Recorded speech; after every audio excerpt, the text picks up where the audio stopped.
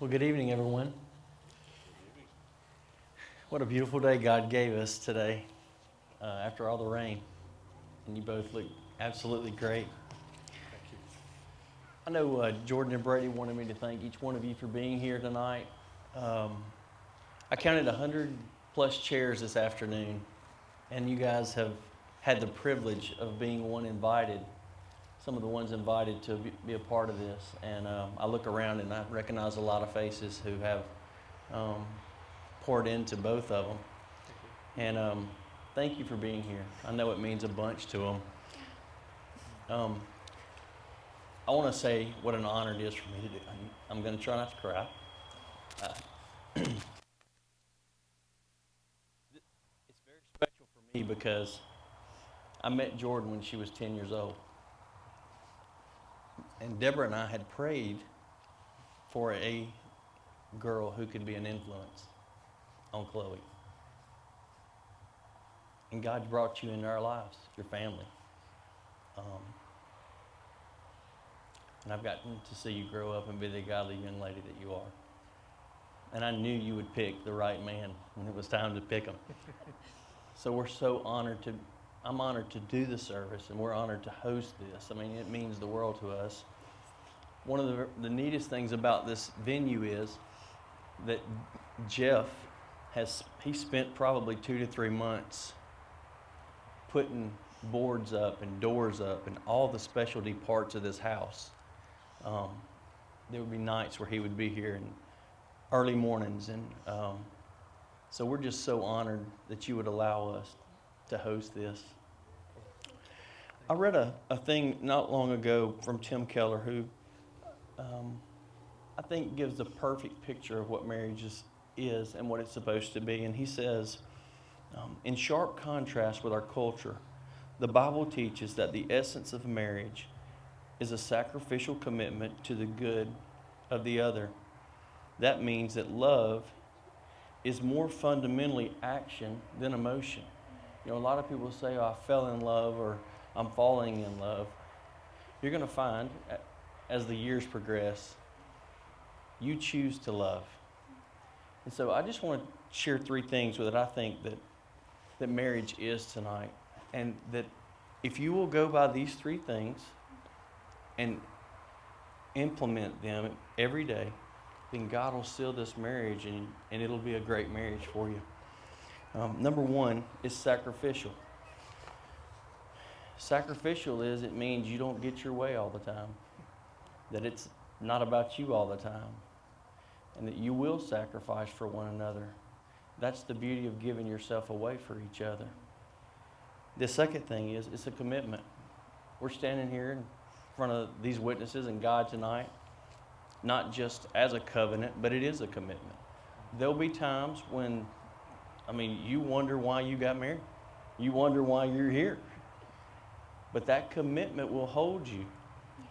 And so that's why you got to remember this day. There'll be times when it's hard, but the commitment that you're making to each other is, no matter if it's hard, I'm with you. No matter if it's a long night, I'm with you. And so it is a commitment. Number 3 is it is a choice to love each other.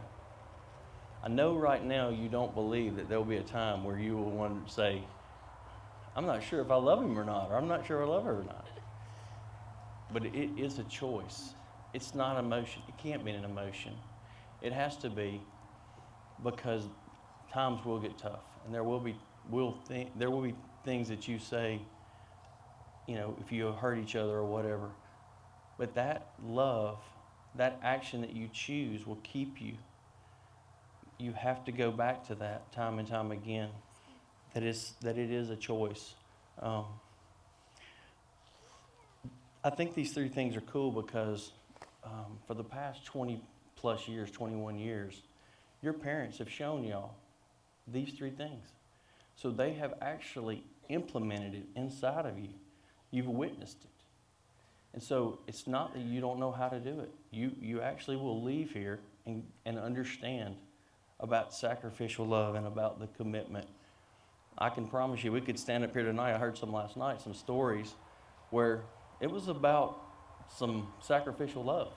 They didn't do things so that you could do things, and that there was a commitment to wake up when you were sick and to help you, and they chose to love you. So, as you have been trained by them, and both of you have grown up with great parents, so it's inside of you. But you have to fuel it, you have to foster it, and cultivate it. And so those three things, though, it will keep you. Just a little bit about Jordan, because we did meet her when she was 10 years old. I can remember several stories of them coming to our house and her and Chloe playing, and just the sweet spirit that she had and has always had.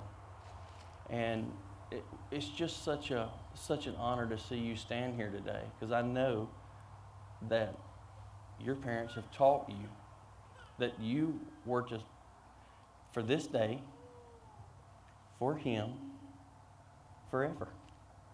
And so to see you come from 10 years old to here, it is truly, truly a blessing. And I love you. For Brady, I have a little better story. Brady, so when they started dating, he had to ask Mr. Jeff about dating his daughter, and they went on a come to Jesus breakfast or lunch, I think, to begin with. A couple of them. I think he was trying to convince him. But when he decided to propose, he called Mr. Jeff and asked him, what do you think I need in order to marry your daughter? And so one of the things was, Jeff said, well, I think you need to have a good job and, a little bit stable and 3 months of savings. Well, 3 months of savings, okay. So Brady really didn't like that answer. It's going to take him a little longer to get married. So he called me, because he knows, well, maybe John can convince Jeff, hey, it's 3 months of savings. Come on, this is going to be forever. And I told him 6 months. So, but Brady he is, if Chloe were standing here, I would be proud. You're that kind of guy. And so it is, I'm